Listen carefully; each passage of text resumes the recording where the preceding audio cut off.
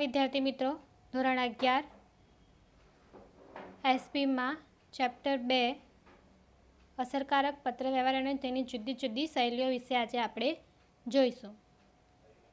આજનો જે જમાનો છે ઇન્ટરનેટનો, આ જે યુગમાં જે છે સંદેશા વ્યવહાર જે છે આપણે ખૂબ જ મહત્ત્વનું બની જાય છે,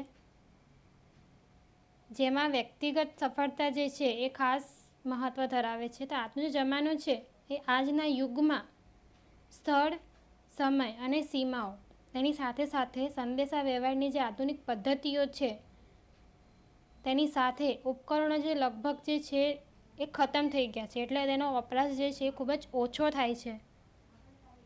સમાજનો દરેક વર્ગ જે છે એ એકબીજા સાથે સંપર્કમાં રહેવા માટે સંદેશા વ્યવહારની જુદી જુદી પદ્ધતિઓ શોધતો ગયો અને અપનાવતો ગયો. તો પહેલાંના જમાનામાં જે સંદેશા વ્યવહારની જે પદ્ધતિઓ જે છે એ ડિફરન્ટ હતી અને આજના જમાનામાં જે સંદેશા વ્યવહારની પદ્ધતિ છે એ ટોટલી ડિફરન્ટ છે, બરાબર. પહેલાંના જમાનામાં જે સંદેશા વ્યવહાર થતા હતા એ જૂની પ્રણાલી સ્વરૂપે થતા હતા અને આજના જમાનામાં ઇન્સ્ટન્ટ થાય છે, ડાયરેક્ટલી થાય છે ફોન કોલ દ્વારા, જેમાં આપણે ટેકનોલોજીનો ઉપયોગ કરીએ છીએ. પ્રવર્તમાન સમયની અંદર સંદેશા વ્યવહારની જે આધુનિક પદ્ધતિઓ જે છે એ ઝડપી અને અસરકારક, તેની સાથે સાથે સરળ અને સસ્તી પણ બની છે, જેનો ઉપયોગ જે છે એ લોકો કરી રહ્યા છે.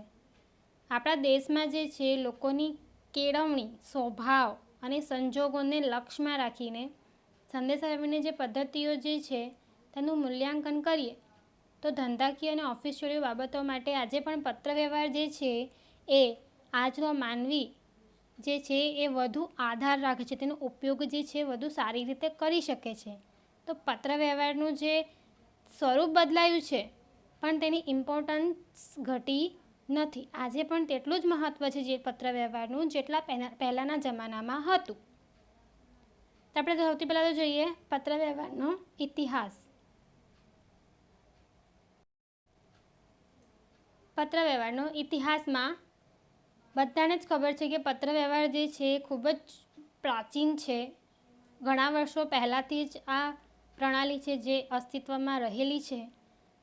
જેમ આપણે પહેલાંના જમાનામાં જોતા કે પત્રવ્યવહાર કેવી રીતે થતો, તો તેમાં કબૂતરોનો ઉપયોગ કરવામાં આવતો. તે કબૂતરનો ઉપયોગ સંદેશાની આપ-લે માટે થતો હતો, બરાબર.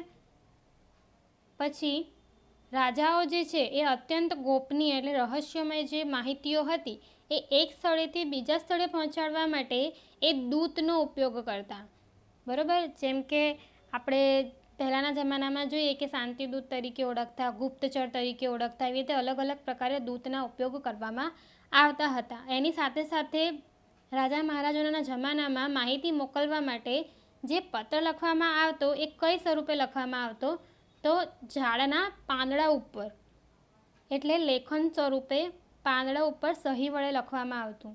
પછી કપડા ઉપર લખવામાં આવતું અને ત્યારબાદ શું અસ્તિત્વમાં આવ્યું? કાગળના ટુકડા, એટલે ત્યારબાદ કાગળના ટુકડાઓનો ઉપયોગ કરવામાં આવતો શરૂ થયો. ભારતમાં બ્રિટિશ રાજ્ય અને સંદેશા વ્યવહાર,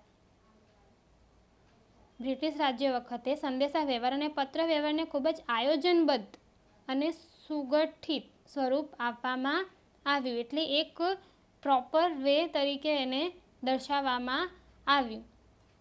તાર અને ટપાલ વિભાગની જે શરૂઆત જે છે એ કરવામાં આવી અને પત્રવ્યવહારનો વ્યાપ અને ઉપયોગ જે છે એ વધતો ગયો. એટલે ધીમે ધીમે પત્રવ્યવહારનું સ્વરૂપ જે કેવું થઈ રહ્યું છે, બદલાતું ગયું.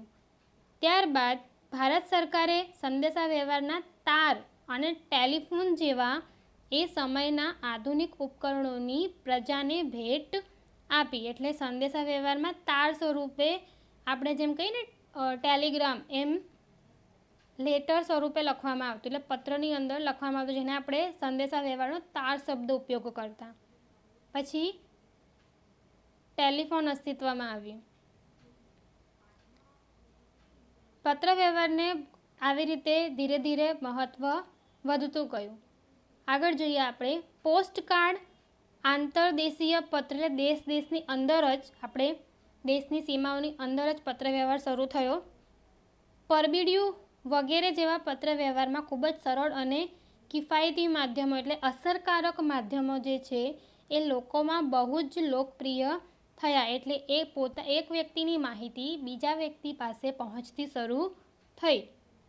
પત્રવ્યવહારને વધુ ઝડપી બનાવવા માટે પોસ્ટ વિભાગ દ્વારા સ્પીડ પોસ્ટ જેવી આધુનિક સેવાઓનો પ્રારંભ કરવામાં આવ્યો. એટલે સ્પીડ પોસ્ટના જે ચાર્જીસ છે એ અલગ સ્વરૂપે લેવામાં આવે છે, પણ એક લોકોને સુવિધા જે છે એ આપવામાં આવી કે સ્પીડ પોસ્ટ એટલે નોર્મલ લેટર્સ કરતાં સ્પીડ પોસ્ટમાં તમારે જે બી માહિતી હોય એ લેટર સ્વરૂપે ઝડપથી પહોંચે.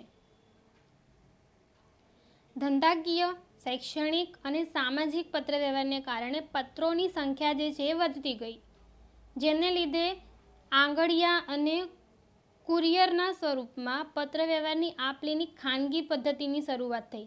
આંગળિયા અને કુરિયર એટલે આપણે જે બધાને ખ્યાલ જ હશે કે કુરિયર તો તમે જોયું જ હશે કે તમારા ઘરે કુરિયર આવતું હોય જેની અંદર લેટરની સાથે સાથે તમારે કોઈ પણ વસ્તુ હોય તો એ કુરિયરની અંદર પેક થઈને આવે છે. આંગળિયા સાથે આંગળિયા વ્યવહાર એટલે કે તમારે હેન્ડ ટુ હેન્ડ જે બી ટ્રાન્ઝેક્શન થાય છે તે. ઇન્ટરનેટના આગમન બાદ એટલે જ્યારે ઇન્ટરનેટનું સ્વરૂપ અસ્તિત્વમાં આવ્યું ત્યારબાદ ઈમેલ જેવી પત્રવ્યવહારની અત્યંત આધુનિક સેવાઓ પ્રારંભ થઈ. એટલે ઇન્ટરનેટનું માધ્યમ જ્યારે અસ્તિત્વમાં આવ્યું ત્યારથી ઈમેલ જેવી ટેકનોલોજીના માધ્યમ જે છે એ શરૂ કરવામાં આવી, જેના કારણે લેટર્સ તો કાગળિયા સ્વરૂપે ઓછા થયા, પણ લેટર્સનું મહત્ત્વ તો તેટલું જ છે. તો આ હતો પત્રવ્યવહારનો ઇતિહાસ.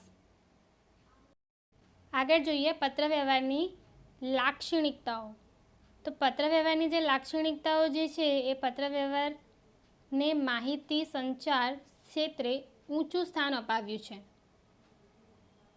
તેનું મહત્ત્વ જે છે એ સંદેશા વ્યવહારના આધુનિક યુગમાં પણ જળવાઈ રહ્યું છે. પત્રવ્યવહાર જે છે એ વેપાર ધંધાના ક્ષેત્રમાં મહત્ત્વનું અંગ બની ગયો છે.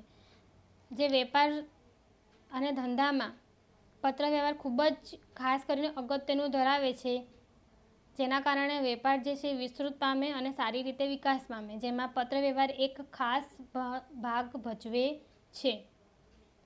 પત્રવ્યવહારની લાક્ષણિકતાઓ આપણે જોઈએ કે કઈ કઈ લાક્ષણિકતાઓ છે. 10 લાક્ષણિકતાઓ છે અહીંયા પત્રવ્યવહારની. એમાં પહેલું, સંદેશા વ્યવહારની ખૂબ જ સરળ અને કિફાયતી પદ્ધતિ છે. સંદેશા વ્યવહાર જે છે એ સરળ રીતે અને કિફાયતી પદ્ધતિ જોવા મળે છે, જેના કારણે તમે પોતાની માહિતી બીજા સુધી સરળતાથી પહોંચાડી શકો છો. બીજું છે, પત્ર લખનાર અને મેળવનાર બંને માટે ઉપયોગી છે. સ્વાભાવિક વાત છે કે જે પત્ર લખે છે એને પોતાની જે વિચારસરણી રજૂ કરવી છે તે સામેવાળા વ્યક્તિ સુધી પહોંચી શકે અને સામેવાળા વ્યક્તિને જે માહિતી જે છે એ વ્યવસ્થિત રીતે મળી રહે. તો એવી રીતે બંને માટે પત્ર જે છે એ ઉપયોગી બને છે. ત્રીજો, સ્થળ, અંતર અને સમયની મર્યાદાઓ નડતી નથી. તો લેટર્સ તમે જો મોકલો છો તેમાં સ્થળની મર્યાદા નથી નડતી. તમે કોઈ પણ સ્થળે લેટર મોકલી શકો છો, બરાબર. અંતર કે પછી કેટલું બી દૂરનું અંતર હોય તો તે પણ મર્યાદા નડતી નથી. જો આપણે અહીંથી અમદાવાદથી સુરત સુધી પત્ર મોકલવો હોય તો પણ મર્યાદા નથી નડતી, અને અહીંથી કાશ્મીર સુધી જો પત્ર મોકલવો હોય તો પણ મર્યાદા નડતી નથી. સમય, તમે કોઈ પણ સમયે પત્ર લખી શકો છો અને કોઈ પણ સમયે પત્ર ત્યાં પહોંચી શકે છે, એટલે સમયની મર્યાદા પણ આમાં નડતી નથી.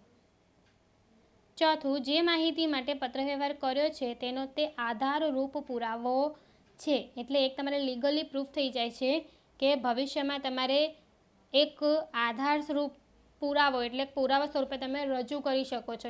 ભવિષ્યમાં જો કોઈ અણબનાવ બને કે કોઈ પણ મુશ્કેલી સર્જાય તો તમે એક પુરાવા સ્વરૂપે માહિતીને જાહેર કરી શકો છો. પાંચમું, માહિતીને ગુપ્ત રાખી શકાય છે. એટલે તમે જે બી માહિતી જે છે ગોપનીય રાખી શકો. છઠ્ઠો, ભવિષ્યમાં જરૂર પડે તો જે તે માહિતીનો પુનઃ ઉપયોગ કરી શકાય છે. તો જે બી તમારે માહિતી જે છે એને પુરાવા સ્વરૂપે રાખો છો તો તમે ભવિષ્યમાં તેનો ફરીવાર ઉપયોગ કરી શકો છો.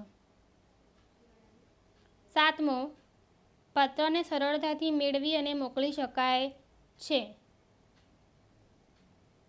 8મો મુદ્દો, પત્ર લખનાર અને મેળવનારને જોડતી કડી છે, એટલે બે વ્યક્તિને જોડે છે, જોડાણ થાય છે. પત્રનું લખાણ જે તે પેઢી કે સંસ્થાની છાપ ઊભી કરે છે, એક પ્રતિષ્ઠા ઊભી કરે છે. સામેવાળાનું જે સ્વરૂપ જે છે તે જોવા મળે છે કે સામેવાળો વ્યક્તિનું સ્વરૂપ કેવું છે. 10મો મુદ્દો, પત્ર જે તે પેઢી કે સંસ્થાનું મૌન સ્વરૂપે પ્રતિનિધિત્વ કરે છે, લીડરશિપ કરે છે. જે બી પેઢી કે સંસ્થા જે બી પત્ર લખે છે તેનું મૌન સ્વરૂપ એટલે વગર બોલે પોતાના વિચારો જે છે એ રજૂ કરે છે, એટલે લીડરશિપ રજૂ કરે છે કે તે શું કહેવા માંગે છે. તો આ હતી પત્ર વ્યવહારની લાક્ષણિકતાઓ જે ખૂબ જ મહત્ત્વની છે.